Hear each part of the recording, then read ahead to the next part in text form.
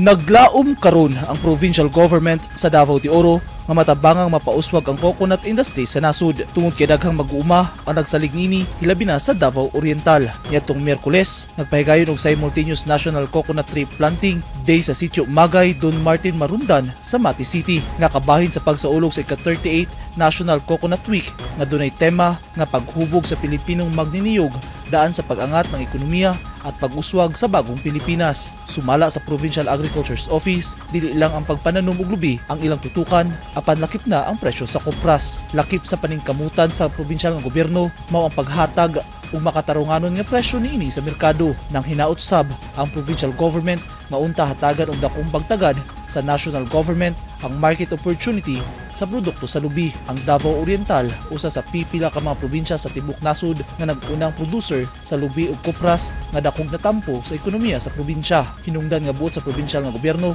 nga palig-unon ang natad sa agrikultura. Suportado kini sa Philippine Coconut Authority nga mao'y nanguna sa programa alang sa kalambuan sa coconut industry. Pinaagi sa koordinasyon sa provincial ug local government sa Mati City aron maorganisa ang tree planting. Matod sa Philippine Coconut Authority, dili moubos sa 8.5 milyon ka mga punuan sa lubi ang gikatakdang itanom karong tuiga ubos sa PCA's Massive Coconut Planting and Replanting Project. Pasalig kini sa national government nga naningwang makatanom og 100 milyon ka mga punuan sa lubi sa 2028. Eugene Hinutan, Newsline Philippines. Stay safe.